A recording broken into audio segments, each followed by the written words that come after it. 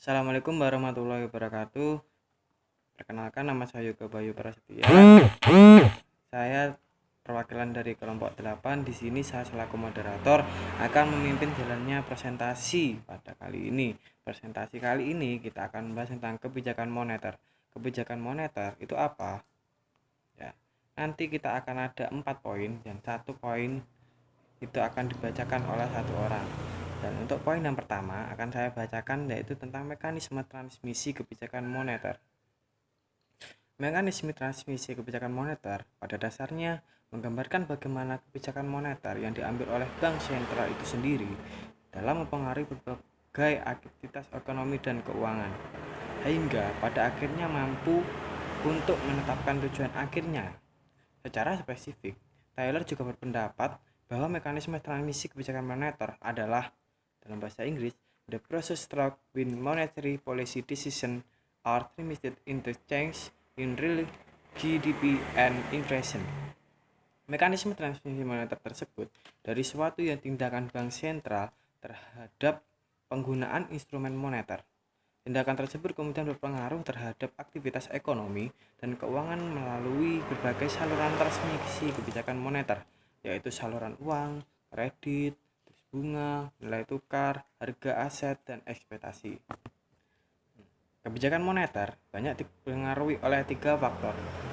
Faktor yang pertama yaitu perubahan perilaku bank sentral, bahkan serta para pelaku ekonomi dalam berbagai aktivitas ekonomi dan keuangan. Faktor yang kedua yaitu lamanya tenggang waktu atau biasa orang sebut sebagai lag, sejak kebijakan moneter diambil sampai sasaran inflasi tercapai.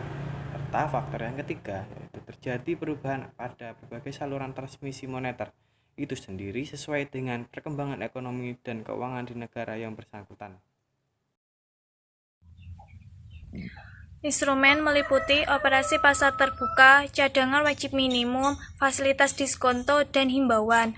Sasaran operasional meliputi suku bunga seperti pasar uang atau jangka pendek, dan kesempatan kerja. Sasaran akhir meliputi variabel-variabel informasi, stabilitas harga, dan pertumbuhan ekonomi. Berdasarkan mekanisme tersebut, dalam jangka pendek, pertumbuhan jumlah uang yang beredar hanya mempengaruhi output real.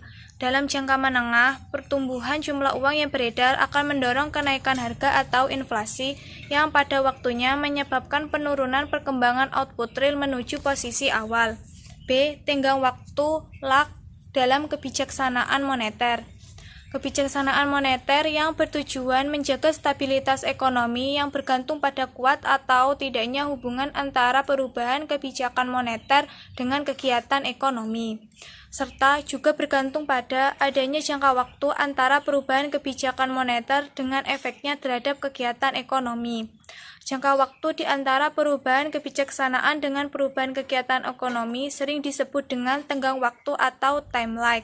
Time lag masing-masing jalur bisa saja berbeda dengan jalur lainnya. Jalur nilai tukar biasanya bekerja lebih cepat karena dampak perubahan suku bunga. Kondisi pada sektor keuangan dan perkembangan juga sangat berpengaruh terhadap kecepatan transmisi kebijakan moneter.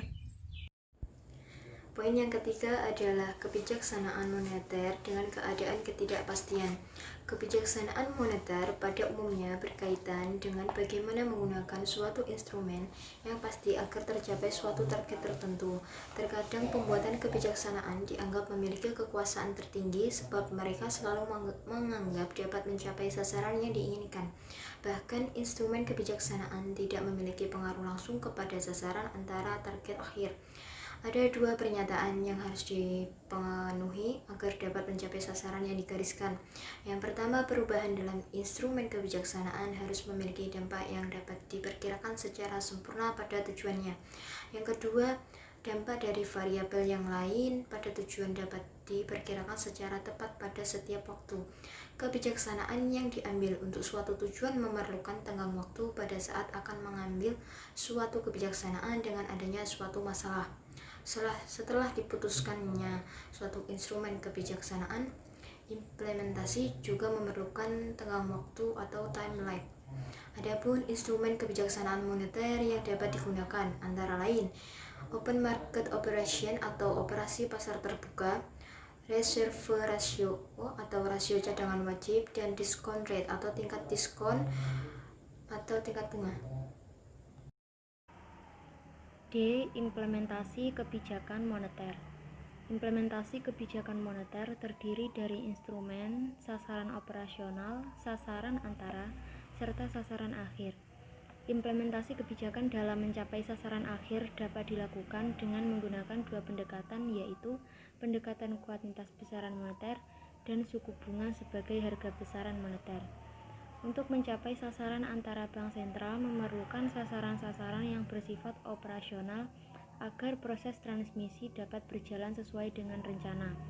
Beberapa sasaran operasional yang dapat digunakan antara lain uang primer dan suku bunga jangka pendek. Poin E yaitu instrumen kebijakan moneter. Ada dua, yang pertama yaitu instrumen kebijakan langsung dan instrumen kebijakan tidak langsung. Instrumen kebijakan langsung adalah instrumen pengendalian moneter yang digunakan bank sentral untuk mempengaruhi jumlah uang yang beredar secara langsung, atau instrumen pengendalian moneter yang secara langsung mempengaruhi sasaran operasional yang diinginkan oleh bank sentral.